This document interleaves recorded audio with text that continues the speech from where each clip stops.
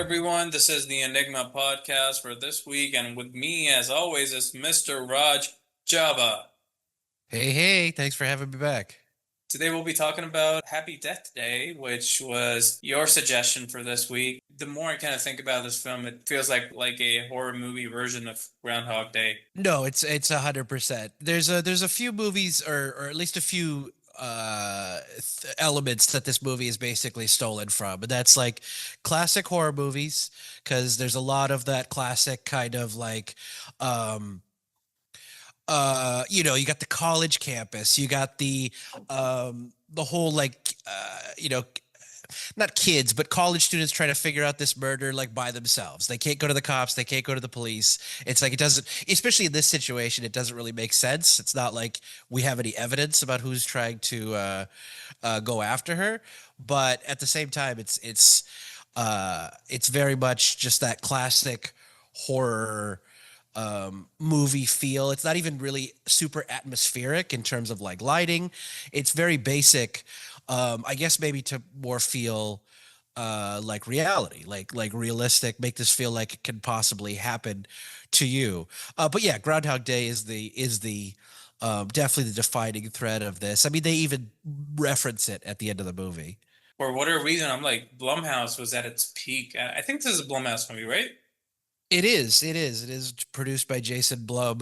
It's not even that well rated. It's only like 6.6 on IMDb, according to Which is too low. Amazon. Which is too low. Uh, it's pretty low. I mean, here's the thing. I'm not going to tell people what they have to like, but it's a really good movie. Like Yeah. it's really well written.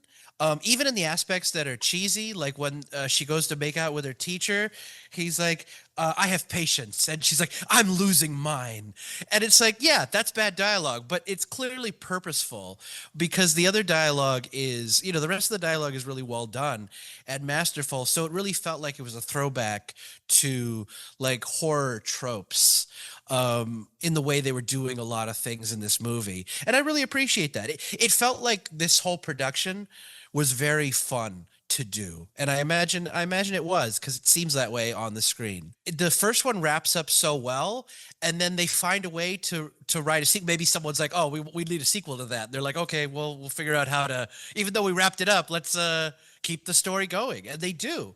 It's pretty impressive to have a movie that really feels fully closed. Like we've shut the book on that, and then they're like, "Oh wait, there's another chapter."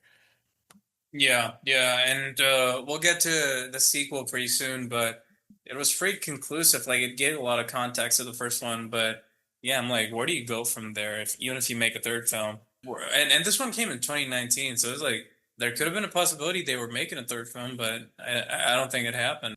Well, So I think what's great about the second one is it's kind of like what the Simpsons started to do after their many years of being kind of earnest. They start deconstructing themselves. I think they point to like the Jebediah statue a mm, Simpson episode as like being a turning point of Simpson starting to deconstruct some of itself. And that's the same thing kind of Happy Death Day did. It's like, um, for the first movie, they're not like concerned about how this time travel repeating day happens, just like Groundhog Day. They don't explain why it's happening. It's just happening. It's some kind of cosmic force. yeah, What I appreciate about the sequel is they kind of like, let's put some science behind it. What's happening and why, you know?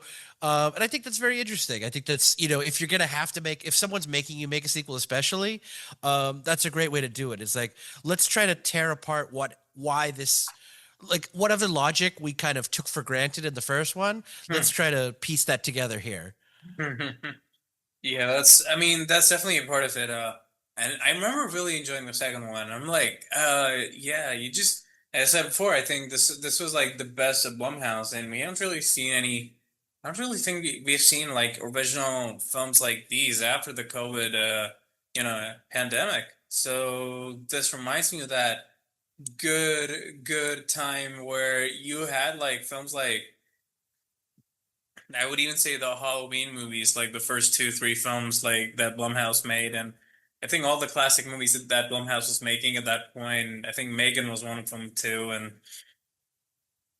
Yeah, this was at its this was when I think Blumhouse was at its peak. So um so yeah, I mean yeah, what can I say? I think it even if they don't make us like a third film, this would make a good like a duology of like two movies. But from what I'm seeing, it's like they've announced a third film already. So I'm pretty excited for that. Yeah, that's awesome. That's awesome to hear. And yeah, this movie just has some great like uh just great visual gags. What I picked up on was when she's going to stalk Stephanie, the doctor's wife, she colors her hair pink and then puts camo on her face. Like it's completely opposite of what like you may not pick up on it. I don't think I picked up on it in the first watch. But watching it again, I'm like, wait, you camoed your face, but you have pink hair? Like you're not camouflaged at all. But it is these little moments like this that I think really make it it's hard to say it's worth a second watch, but watching it a second time, I'm like, oh, there's stuff I missed. There's actually things I did miss, but it's not that cerebral of a movie. It's an enjoyable movie, but it's definitely not gonna be like super confusing. Yeah, yeah, definitely. I mean, it was pretty much on point, and it's unusual for like Blumhouse to make such like when you talk about the second film, it was like out and out. It was a sci-fi movie, right? Mostly, at least. And I don't think Blumhouse actually makes a movie like movies like that in general. So I think it was a departure from like your traditional like horror movie tropes and like the all the general stuff that the general formula of movies that they're kind of used to. So, which was really cool to see from from for a change. And I think like the serial killer in this movie, is he Pigface or something like that? It's like a baby face. It's apparently their mascot for the Yeah. school, but I Yeah, don't really yeah. get it. Yeah, so that's like it should have I feel like it should have had like an iconic sort of like a stamp on sort of like on pop culture or like just looking back at the movies, but then when I look back at this movie, I don't really that doesn't really come to my sort of to my head. So it's like it had the potential, it had the full making of like being one of those iconic horror movie villains, but for whatever reasons, like the villain doesn't. I don't even remember too much of it. I think it was more about the protagonist played by Jessica Brody, uh, and her journey, rather than I think the villain was just a plot point in this one. What do you think? Yeah, more or less. I mean, I think maybe it's because the characters that, and maybe, please feel free to correct me if I'm wrong, but the characters that become iconic usually are not seemingly human. They are superhuman. Like the Terrifier is a big one that's I think gonna become a staple of horror figures like Jason, like Freddy, like Michael Myers. And you put the Terrifier in there, I think people would be okay with that. There may be other horror icons I'm forgetting, but I think those are the big three or four. Now, I think this babyface character, just because it's a person in a costume, it's not a supernatural element. I think that makes it a little harder for it to become iconic because it's not an unstoppable force. Yeah, yeah, yeah, yeah. It's just some dude in a mask. True. Although I will say the fact that the babyface character can take a bat to the face, take a hammer to the face, and get right back up really quickly does play with the element that they're not human. Yeah. But obviously, by the end of the movie, you're revealed that they are just another human being, which maybe is a little bit of a letdown in terms of like again, you set up this kind of supernatural being that can take a lot of punishment, especially to the head, and yet gets right back up, like a Jason, like a Freddy. But this is apparently a human. Yeah. Yeah, I totally hear you. And I do feel like yeah, I think yeah, well the fact that you mentioned it now it feels like, oh, okay.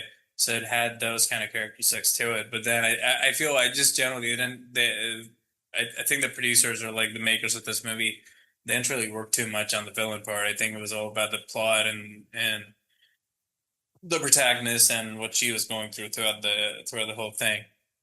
But Yes. just to give the audience some idea about the plot, it's basically about a college student who continues to relive the day she was killed to discover the identity of her murderer. You know, it's like that's the first film, right? And the second film is like let me try to yeah. So basically it's like the survivor she again gets in some kind of a loop where she's also murdered again by a sadistic killer if I'm not wrong. However, she finds herself to be in the same situation again and she sets out to stop it for good. So, you know, that was not me, that was IMDb. So Gotcha. but yeah, I mean that's pretty much the gist of it. So I think in the second film we realize it's like a bunch of college students who are doing like some kind of a lab project or working on like time travel or something like that, and it's sort of an anomaly or something which is affecting her for whatever reason, which I don't remember. If you would like to shed some light on it, or do you remember that in the first place? So what was you asking? Like basically like why was that happening from like a scientific perspective or like from a sci-fi perspective? Like in the second film they had an explanation for that, right? Some kind of a school project going on or something, right? Yeah, there was. If I Here's the thing, there was a movie I saw at a film festival, and part of it kind of bleeds into the same kind of like time travel, history travel type thing. So I'm confused about whether, because I didn't rewatch Happy Death Day 2. I only watched the first one. Oh, So I'm a little. I watched it originally. I just didn't rewatch it for this interview. Is what I'm saying. uh, Um, uh, but yes, I do recall some kind of like science experiment. I believe the Asian actor, I guess his name is Fai Vu, is a bigger prominence in that movie, in Happy Death Day 2 as well. But I Sharma. do not remember the exact science behind the Groundhog Day effect, basically. Suraj Sharma. He's one of us. It's like he's I think he's that one character that you were talking about, or is he? Or is he not? He might be. I thought they gave more screen time to the Asian guy. I thought he was the scientist, but you're probably right. So yeah, the first one What? like 125 million dollars on a budget of like peanuts. Like you know, it was like shot on like what 4.8 million and it made like 125 million. So that's a lot of money, huh? Absolutely. I think it was very successful. I mean, I'm looking at the IMDb, which is 6.6, which is terrible, but the Amazon rating is actually 4.5 stars out of 5. So it's I guess divisive in some ways. IMDb, people who rate on IMDb, I actually don't know who those people are, to be honest with you, because Yeah. most people who are movie fans seem to have moved to like Letterbox. Let's see what Happy Death Day is on Letterbox. Actually, it's probably not going to be that good. Happy Death Day. Sorry, Letterbox is film geeks, so they might be like, oh, it's not sophisticated enough of a film for me to like. 3.0, so not tremendous, but better. I guess that's better. Is it about the same as 6.1 out of 10? I'm not sure. Hmm. Something like that.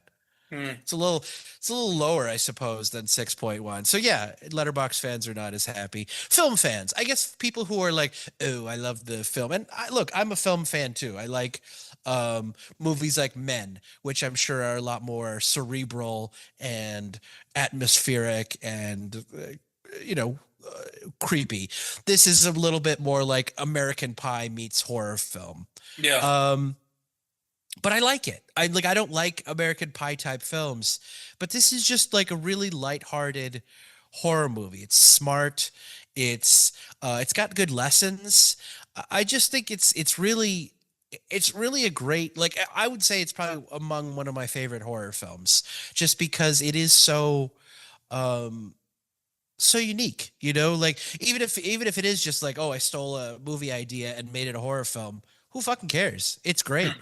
Like it's really well done in terms of uh making a movie feel like it's very possible in the real world, even if it's, some kind of weird time travel element that's not really explained in the first movie, anyways. I guess they successfully did all the elements that make a film seem large. Yeah. A good number of actors involved, not just the main cast, but also extras, or people who are interacted with. Because, yeah, the cast is not gigantic. You have the Kappa girls, which really we only see one, two, three, four of them, including the main character. They don't Mhm. really. There's a sense that there's more, and there's more sitting at that table, but a lot of them are probably just like 1 or 2 day extras as part of the production. So yeah, I mean, I agree with you, but I also think it's further proof that you don't need a gigantic budget to make a Hollywood style, Hollywood approved film. You know about the Blumhouse model, right? Like how this was a big deal back in the day where they used to literally like film movies on like peanuts worth of budget, right? But then Sure. it got so popular that everybody's like, oh shit, it's like if Blumhouse is doing it, might as well we do it and see if like, we can make a shit ton of money out of it. And it mostly works, which is really cool. And I think it was a good like learning for Hollywood too, that you don't really need massive budgets for like making good movies. You know what I mean? Well, you have to be intelligent about it. You have to like. I think this movie gets away with. I don't know her star power before this movie. I don't assume it was very high, um, but there's really not stars per se in this movie, and that's a big gamble Yeah. for any kind of Hollywood movie, any kind of movie that's trying to get its budget back, because unfortunately the audience is a little bit simple minded sometimes when it comes to like watching movies that are a little bit different, are a Yeah. little bit unique. Maybe this is a movie that people are like, oh, that's so interesting. I don't know what the trailer was, but maybe people were like, wow, that's so interesting. I don't need to see a big star to make it. That's also a throwback to, I think, classic horror. As I talked about, classic horror movies were also made pretty cheaply and did not have big stars at the time. Yeah. It was pretty much like a testament to that. It's like, low budget filmmaking, and it's like kind of like Evil Dead when you think about it. It's like Evil Dead was like a zero budget horror film, but like Sam Raimi shot it for like what, $30,000. But then Wow. so it was so big that Evil Dead 2 was basically like a remake of it, but then that for whatever reason the studio's like, let's have all the good parts of Evil Dead, but then let's call it Evil Dead 2 for, whatever fucking reason. But it was basically like Evil Dead rehashed with new plot points. Back then, like think of Evil Dead days and what have you, the 80s. That might today be the new $400,000 in many cases for low budget, unfortunately. And the reason I say that is not like if you do one actor, one location, a name actor, you might have a chance of having a viable like product. But I think the issue comes in is it's everything else. It's the camera, it's the crew, it's the equipment, it's the whatever. Like $30,000 and a name actor today and one location, you'd basically need to be shooting it with maybe a 5 person crew and maybe try to focus on natural lighting, which is happening. Like I saw somebody, I think it was on Instagram or whatever, and he's like, all these shots are without lights. And like they were all very impressive shots. And his philosophy was that just takes time. If we wait and set up lights and whatever, this becomes a 5 hour scene rather than just like, I don't know how long it takes, maybe an hour or so. So it's really, if you're going to make a $30,000 film today, it's just, you got to be really clever about it. You got to really know what you're doing, what you're aiming for, what you're trying to do. I think the issue is a lot of people just go into it when they only have $30,000. Their idea is like, we're just gonna make it. It's like, think about the strategy. Think about why. Like, if you want to make, if you're just gonna throw away $30,000, great, fine, do whatever you want. But if you want to make the $30,000 back and ideally make more, there's a lot to it. Like it's kind of like everything, there's a I think there's a lot of still a lot of advice online. It's like, how do you make money online quickly? And it's like there's nothing, it's not like there's anything new. It's blogging, it's affiliate marketing, it's whatever else. It's like those are quick ways to make money. They were maybe when nobody was doing that or when those ideas were new. But if you're going to come up with affiliate marketing today, it's like nobody gives a shit. You have to build your whole brand and all this stuff for affiliate marketing to even make sense. Like Linus Tech Tips doing affiliate marketing can make them a buttload of money versus uh John's tech channel with 10 subscribers or even 100 subscribers or let's even say 1,000 subscribers is not going to get the same kind of affiliate marketing return as Linus Tech Tips with his, I don't know, I think it's at least double digits if not 100,000 so subscribers, maybe even millions, because he is the most I think recognizable tech channel on YouTube. um it's the same thing. I know that seems like it's a diversion, but it's the same thing that applies to movies. You are competing against massive corporations with not only creatives, but legal departments, with marketing departments, with like strategists, with whatever else they can conceptualize in their head and throw money at. They are all doing that. And you think you're going to just pop in with a $30,000 film and make your money back?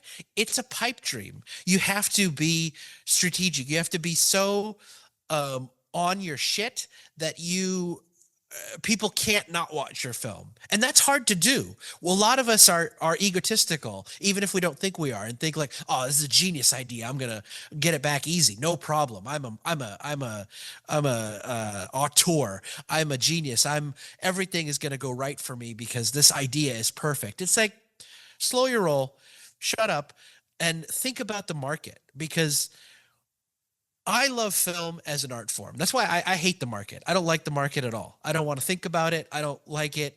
It sucks. But if I want to make my money back, that's all I need to think about. Yeah, yeah, definitely.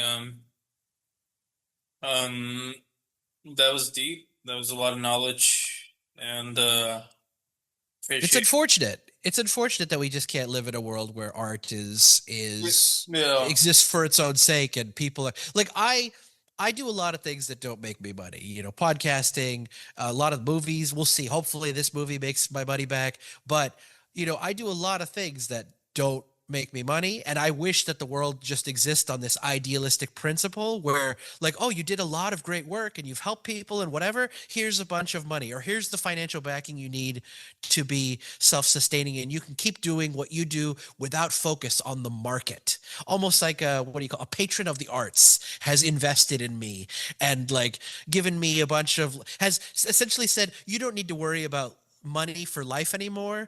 We just want your art. We just want what you do out in the world. And that's not reality. It doesn't exist.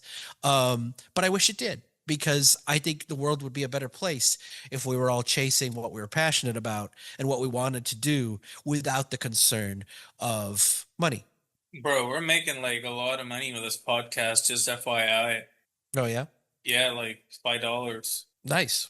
I think it's getting difficult. I don't know if you read that article. They're saying like the practical movie theaters are going to be surviving just for the next 20 years, and then I did read nobody's that really going to article. watch it in the movie theater. I did see that article that movies, the vendors. I mean, they are the business people, so I don't know if they could have a skewed view or they're trying to pull a strategy, but it's believable.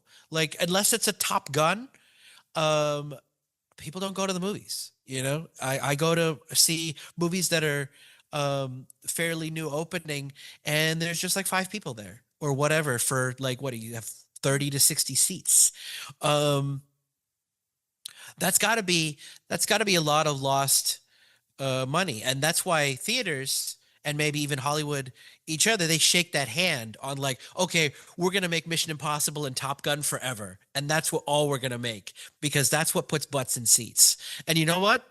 How can I argue with it? Because if the movie theaters can't survive without it, and I want the movie theaters to stick around, then I need to embrace the 800th Tom Cruise movie where he's jumping out of a fucking spaceship now or whatever. Like, that's unfortunate. Like it speaks to the non-idealistic nature of the lot of the movie going audience. The majority, unfortunately, is they're going for a spectacle. They're going for Tom Cruise and they're going for crazy stunts and they want to see Fast and the Furious 800. But people who want to make art like Happy Death Day, to tie it back into what we're talking about, Yeah. um and I don't want to sit here and say like Happy Death Day is the most artistic horror film. It's not. Yeah. But it is more passionate than a Mission Impossible, I would say.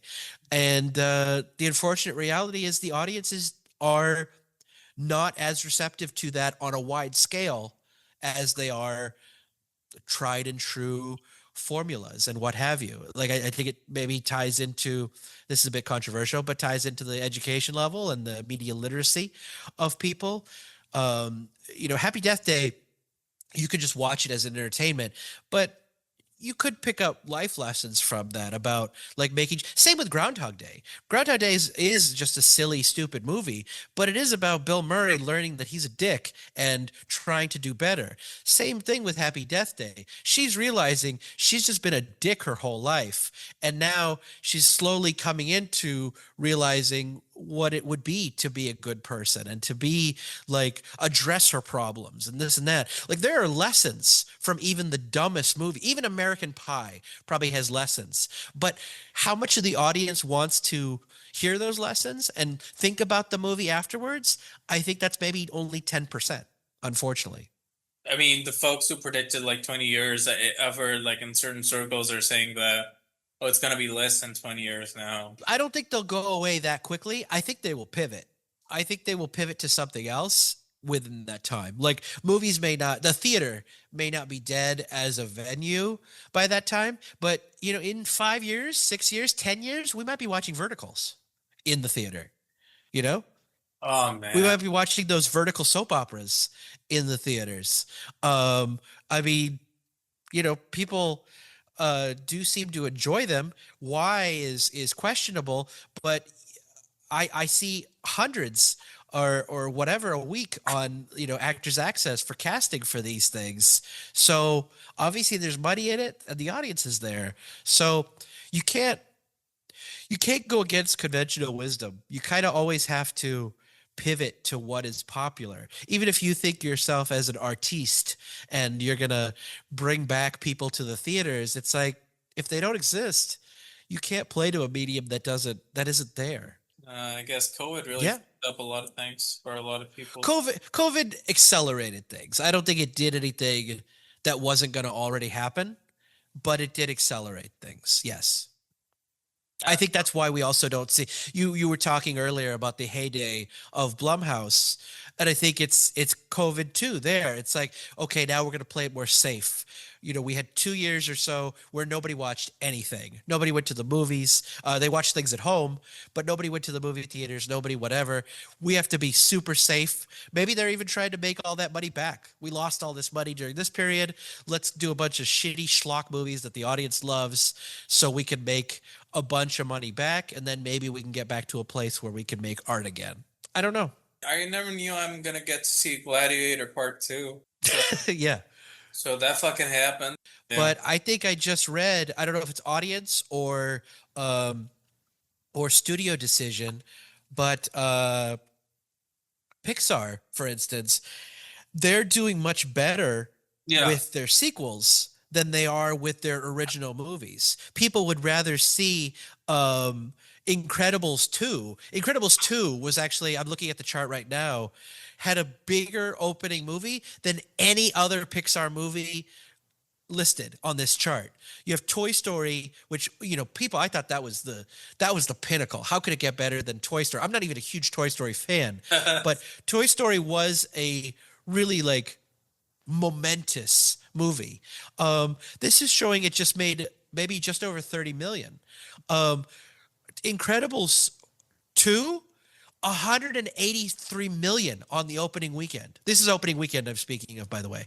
Opening weekend of Incredibles 2, 183 million versus Toy Story, the original Toy Story, $30 million. And like, obviously the years are different, but even Toy Story 3 opened up to what looks like $110 million. Like, why?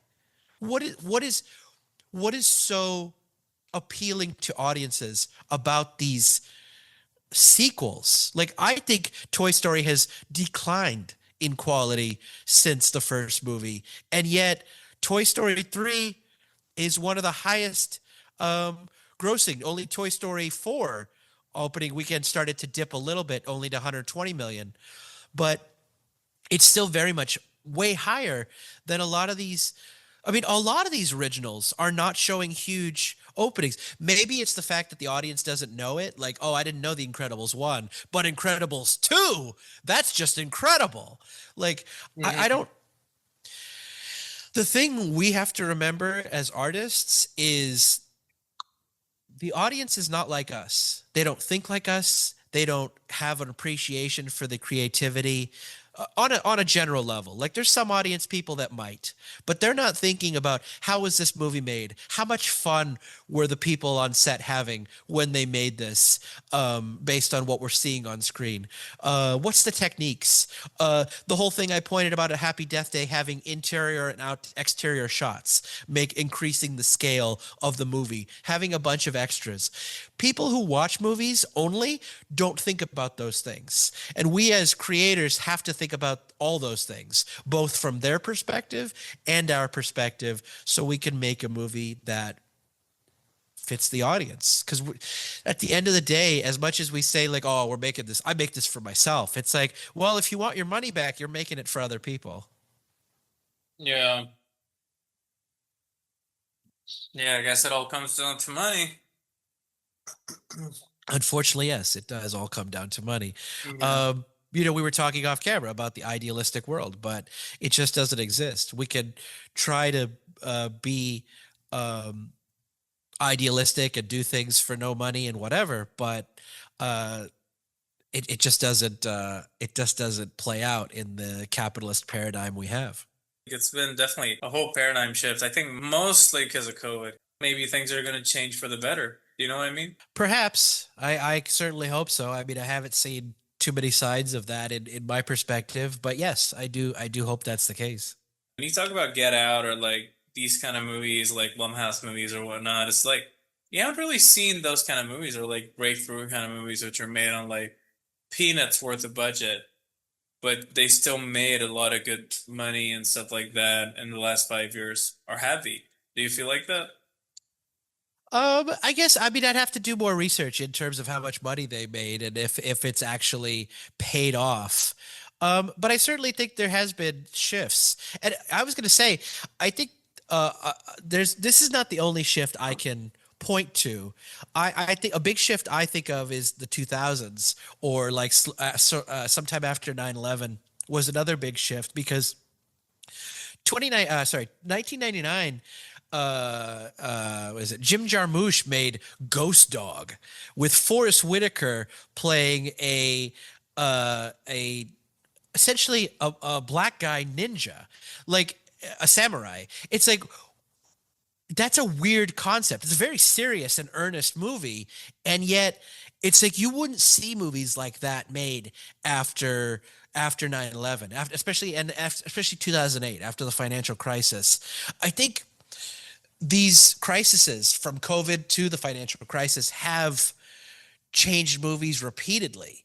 And the next one will maybe be another huge shift in how, what kind of movies are made, what kind of quirky ideas get out there. But I will say, I think it's each iteration, it has gotten more safe, which is why we're seeing, like, what are we on, Mission Impossible 8? Like, Hollywood is outspending us more than we could even fathom money. Like, most people will never hold or even think about $90 million, whether it be in cash or in their bank account. Their bank account will never express that much money, ever. Mine won't. I know that for a fact. But, like, that's one movie. Like, some people's entire life will never equal what it cost to make this movie. Like, I find that crazy. at the same time. Like it makes sense in some ways, but it's also like absurd in other ways. I'm not going to change the world. I can't, I don't have solutions. I only have pointing at the problems and maybe perspectives that people didn't quite think about, or if they did, they didn't say.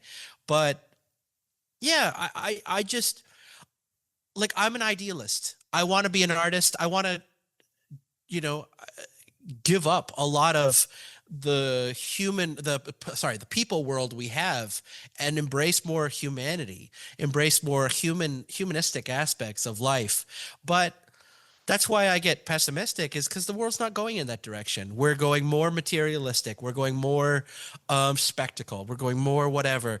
Like I, this is a little, I'm far reaching. It's a little too far to reach to put this to movies, but like I don't think we're that far away from like having a reality show where we just let prisoners kill each other, and that'll be our entertainment. It's like the decline of the Roman Empire when they were like feeding people to the lions and whatever. It's like people are somewhat depraved, perhaps, in the sense that they are the level of entertainment they want versus what is like humanly feasible.